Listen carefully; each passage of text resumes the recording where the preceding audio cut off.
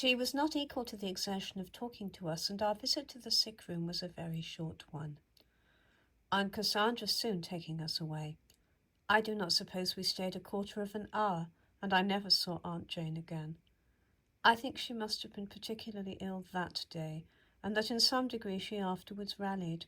I soon went home again, but I believe Mrs. Lefroy saw her more than once afterwards before she went to Winchester. It was some time in the following May that she removed thither. Better medical advice was needed than Alton could supply, not, I believe, with much hope that any skill could effect a cure, but from the natural desire of her family to place her in the best hands. Mr. Lyford was thought to be very clever, so much so as to be generally summoned far beyond his own practice to give his opinion in cases of serious illness. In the earliest stages of her malady, my aunt had had the advice in London of one of the eminent physicians of the day. Aunt Cassandra, of course, accompanied her sister, and they had lodgings in College Street. Their great friends, Mrs. Heathcote and Miss Bigg, then living in the Close, had made all the arrangements for them, and did all they could to promote their comfort during that melancholy sojourn in Winchester. Mr. Lyford could give no hope of recovery. He told my mother that the duration of the illness must be very uncertain.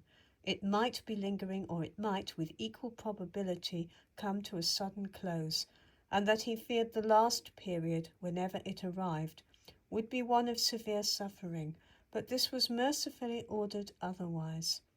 My mother, after a little time, had joined her sisters-in-law to make it more cheerful for them, and also to take a share in the necessary attendance. From her, therefore, I learned that my aunt's resignation and composure of spirit was such as those who knew her well could have hoped for and expected.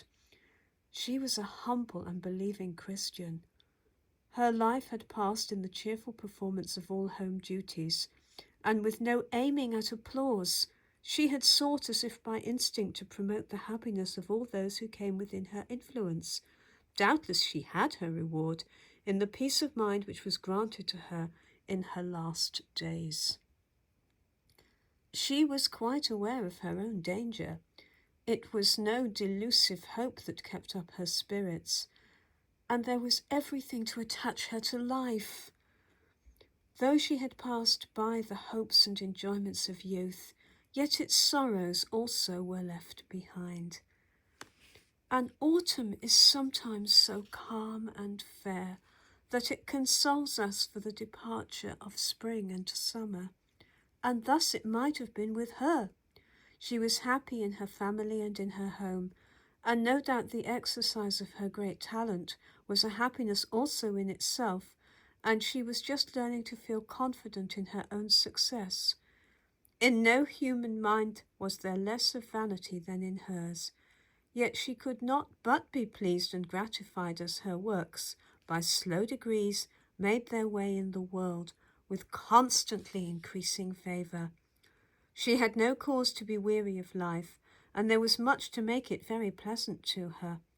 We may be sure she would fain have lived on, yet she was enabled without complaint and without dismay to prepare for death. She had for some time known that it might be approaching her, and now she saw it with certainty to be very near at hand. The religious services most suitable to her state were ministered to her during this, the last stage of her illness, sometimes by a brother. 2 of them were clergymen, and at Winchester she was within easy distance of both. Her sweetness of temper never failed her. She was considerate and grateful to those who attended on her, and at times, when feeling rather better, her playfulness of spirit prevailed, and she amused them even in her sadness. A brother frequently went over for a few hours or a day or two. Suddenly she became much worse. Mr. Lyford thought the end was near at hand, and she believed herself to be dying. And under this conviction she said all that she wished to say those around her. In taking then, as she thought, a last leave of my mother, she thanked her for being there and said, "You have always been a kind sister to me, Mary. Contrary to every expectation, the immediate danger passed away and she became comfortable again and seemed really better. My mother then came home, but not for long, as she was shortly summoned back. This was from no increase of my aunt's illness, but because the nurse could not be trusted for her share of the night attendance, having been more than once found asleep. So to relieve her from that part of her charge, Aunt Cassandra and my mother and my aunt's maid took the nights between them. Aunt Jane continued very cheerful and comfortable, and there began to be a hope of at least a respite from death. But soon and suddenly, as it were, a great change came on, not apparently attended with much suffering. She sank rapidly. Mr. Lyford, when he saw her, could give no further hope, and she must have felt her own state, for when he asked her if there was anything she wanted, she replied, "Nothing but death." Those were her last words. They watched by her through the night, and in quietness and peace she breathed her last, on the morning of the 18th of July, 1817. I need scarcely say she was dearly loved by her family. Her brothers were very proud of her.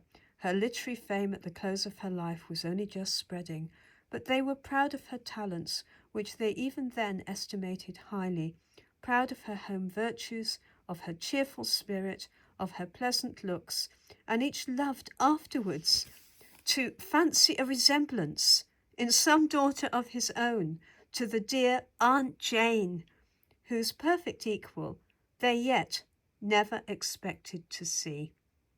March 1867, written out at Frog Firle, Sussex.